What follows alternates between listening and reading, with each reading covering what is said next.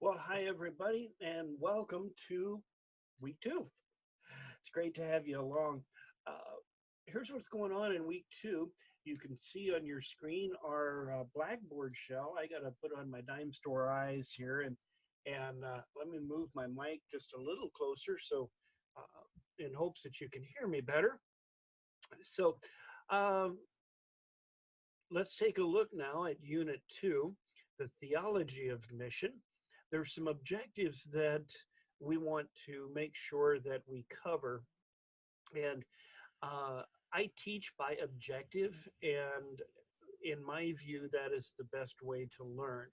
If you look at the objectives and you can answer those, if you ask the objective as a question and you can answer that question in the affirmative, then you are doing well in the course. Uh, the first one, contrast the five typologies concerning the relationship between Christ and culture.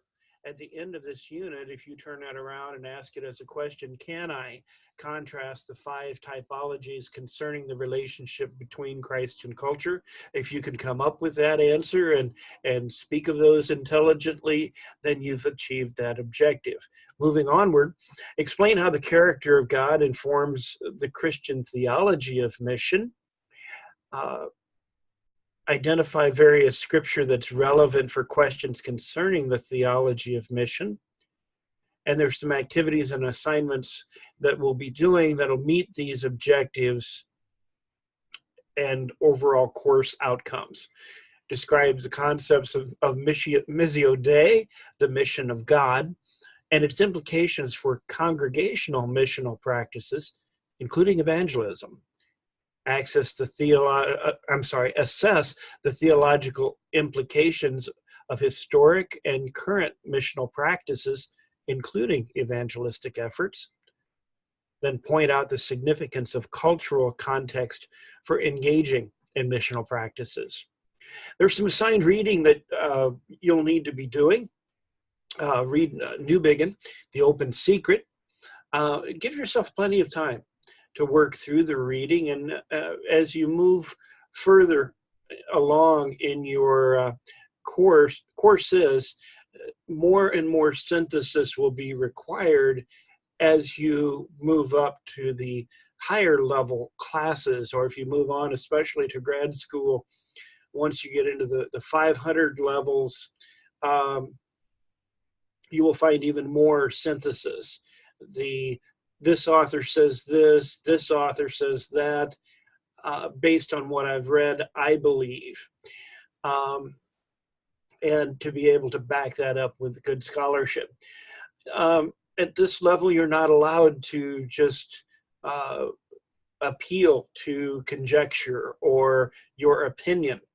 You will need to back up what you have to say with good scholarship. And you'll find that in all higher ed endeavors. Then you'll view a video by title. It's What Does Isaiah Teach Us About the Mission of the Church? You'll read a book review called A Contested Classic. And once again, be sure to give yourself enough time to consider and appropriately synthesize these particular readings and to satisfy the objectives. So you've got your Unit 2.1 and 2.2 discussion board, and you see there are questions and some additional instruction for how to do well on those. As an aside, let me just say quickly, make sure you review the rubric for the grading practices.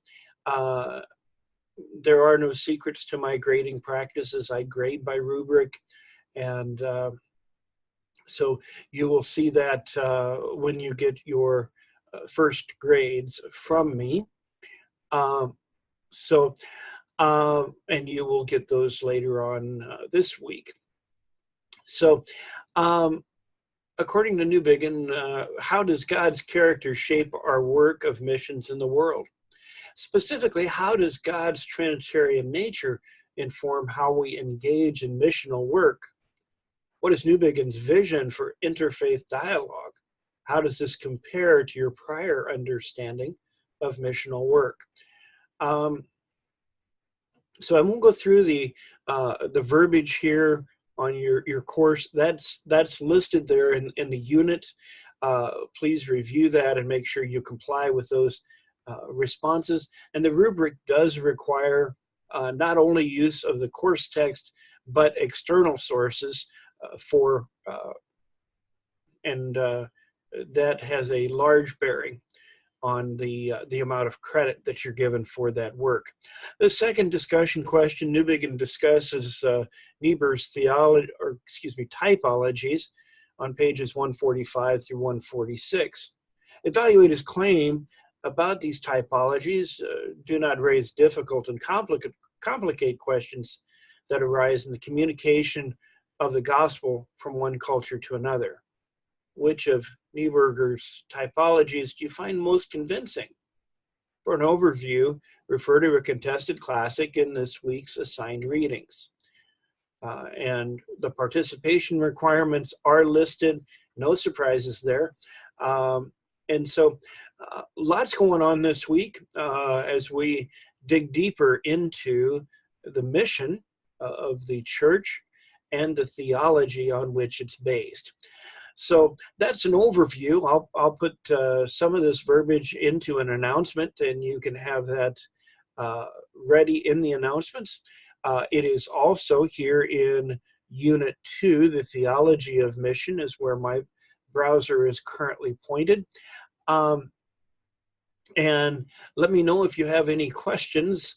I am always reachable at samuel.o'donnell@sccans.edu. My contact information is also in your syllabus, and if you haven't already read that, please do so because it will give you a lot of good information about the course and a little bit about yours truly and my grading practices and what you can expect. So in any case, that's it for what's going on here in Unit 2. I look forward to a great week of learning ahead. Let me know if there is any way that I can be of help.